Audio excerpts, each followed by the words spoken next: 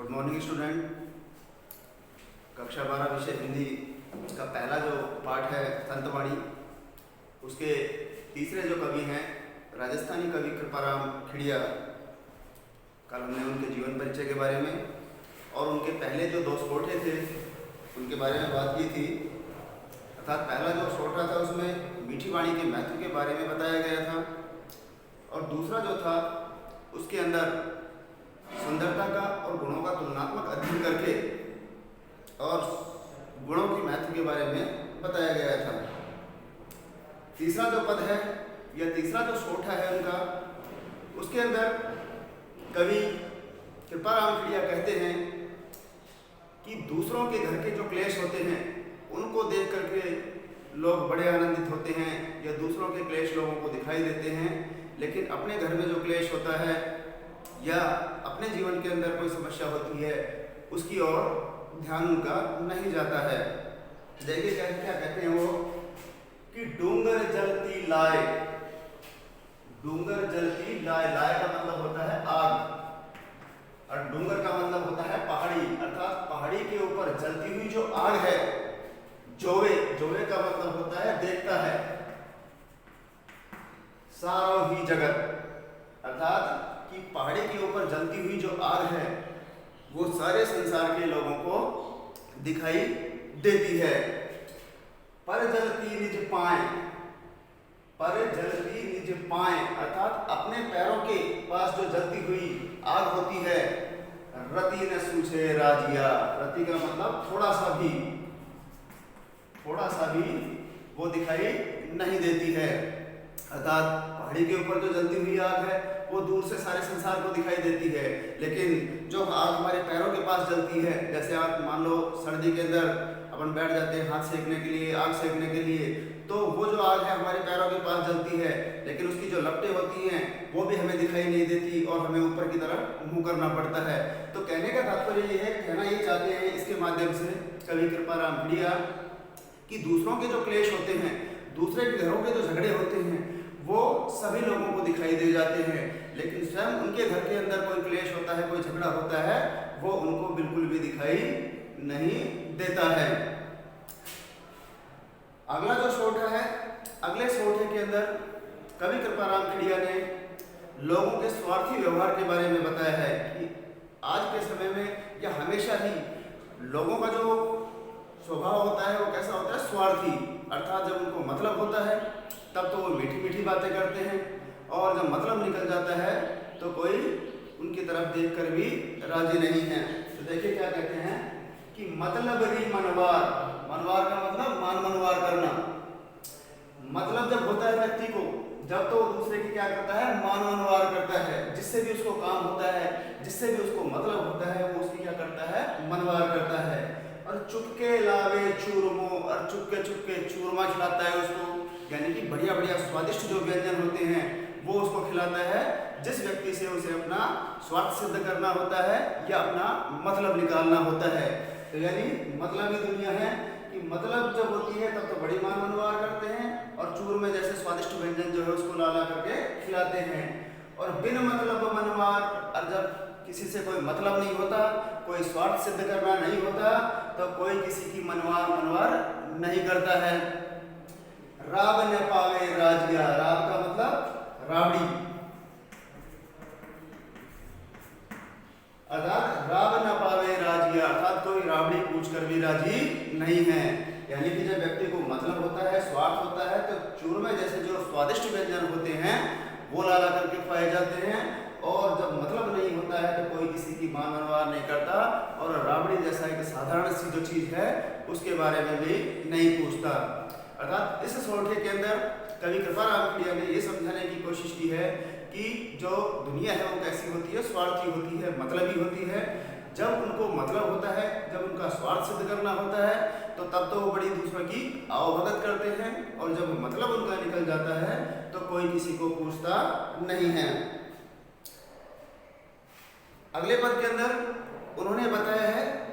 कि ऐसे जो लोग होते हैं जो मुख के ऊपर या मुंह के ऊपर तो मीठी मीठी बातें करते हैं और पीठ पीछे वो उसकी बुराई करते हैं, तो ऐसे लोगों से कभी भी मित्रता की आप आशा मत करना, यानी ऐसे लोग जो होते हैं वो कभी भी सच्चे मित्र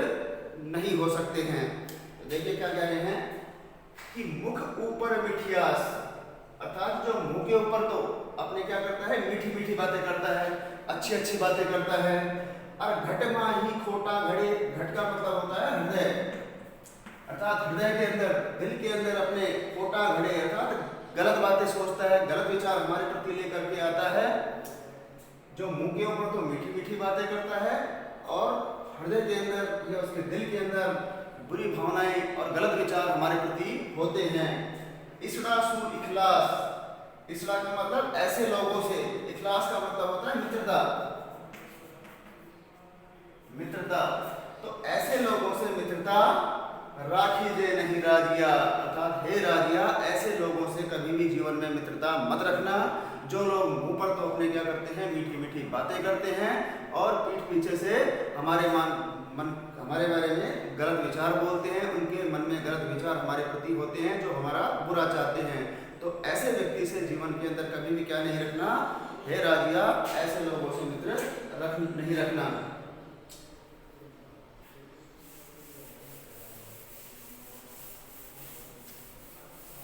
अगला जो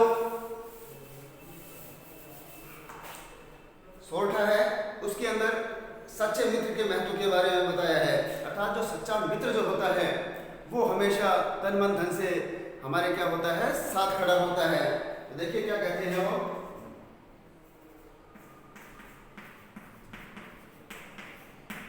साचो मित्र, साचो मित्र सचेत,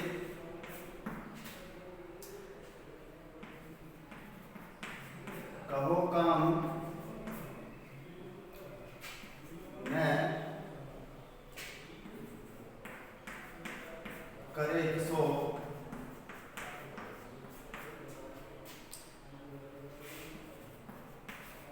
हरि अर्जन रेत रथ कर आक्यो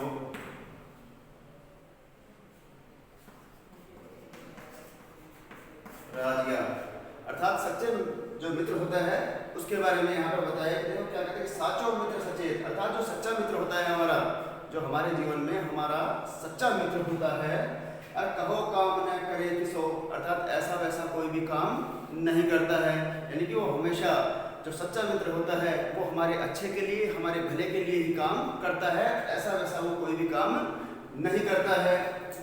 हरि अर्जुन रे हेत, हरि का मतलब यहाँ पर श्री कृष्ण, अर्जुन का मतलब अर्जुन, अर्जुन,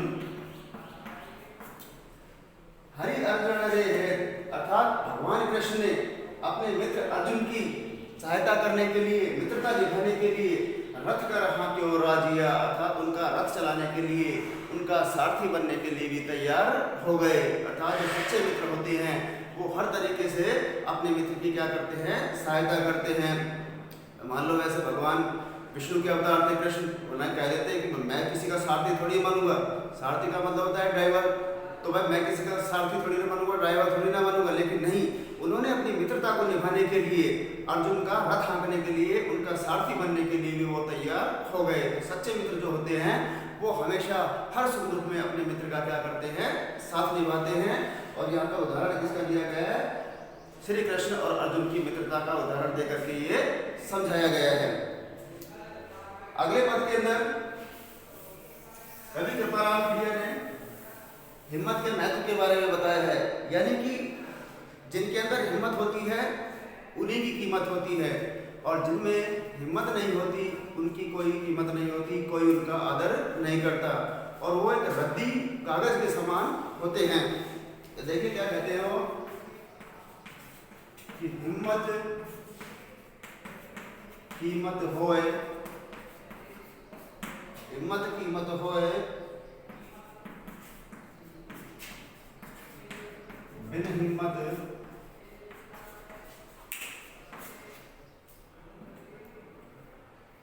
कीमत नहीं हिम्मत कीमत होए बिन हिम्मत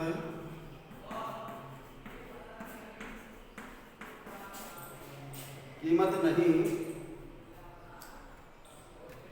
करे ने आदर कोय, करे ने आदर कोय, रद कागज ज्यों राजिया। अर्थात जिनके अंदर हिम्मत होती है इस संसार में उन्हीं लोगों की कीमत होती है। तो देखिए क्या कहते हैं, हिम्मत कीमत होए, अर्थात इस संसार के अंदर हिम्मत की ही कीमत है, उसी का मूल्य है। जिस आदमी के अंदर हिम्मत होती है उसी को इस संसार के अंदर लोग पूछते हैं। अरे बिन हिम्मत कीमत नहीं, और जिसके अंदर हिम्मत नहीं है उसकी कोई क्या नहीं है, कीमत नहीं है, उसका कोई मान सम्मान नहीं करता, कोई उसको पूछता नहीं है। अरे करे ने आदर कोई, और कोई भी क्या नहीं करता, उसका सम्मान नहीं करता, कोई भी उसको आदर नहीं देता। अर्थात जिसमें हिम्मत होती है वही इस संसार के अंदर आदर का पात्र होता है, सम्मान के योग्य होता है, वरना बिना हिम्मत के कोई किसी का सम्मान नहीं करता, कोई किसी का आदर नहीं करता। अरे रद कागज ज्यों राजिया, रद का मतलब होता है रद्दी, अर्थात जिस व्यक्ति के अंदर हिम्मत नहीं है वो एक रद्दी कागज के टुकड़े के समान होता है। तो इस प्रकार उन्होंने हिम्मत के महत्व के बारे में इस सोठे के अंदर समझाने की कोशिश की है। तो ये कृपाराम खिड़िया जी के जो 7 सोठे थे वो आज आपके पूरे हो गए हैं। आप लोग शायद बुक ले आए होंगे, और अगर बुक ले आए हैं तो इसका जो क्वेश्चन आंसर है पीछे जो दे रखे हैं इस पार्ट के, कुछ तो अपन ने अभी भेज दिए थे, और उसके अलावा जो बचे हुए क्वेश्चन हैं, अभी जो PDF फाइल भेजी थी उसके अंदर आपको क्वेश्चन भेजे थे,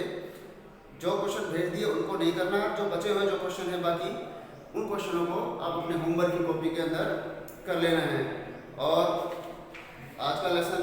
ये कंप्लीट हो चुका है। पहला जो संतवाणी का था, पहले संत कबीरदास जी, दूसरे तुलसीदास जी और तीसरे कृपाराम खिड़िया, तीनों कंप्लीट हो गए हैं। अब कल अपन दूसरा पार्ट शुरू करेंगे सूरदास जी का, भ्रमर गीत के चयनित पद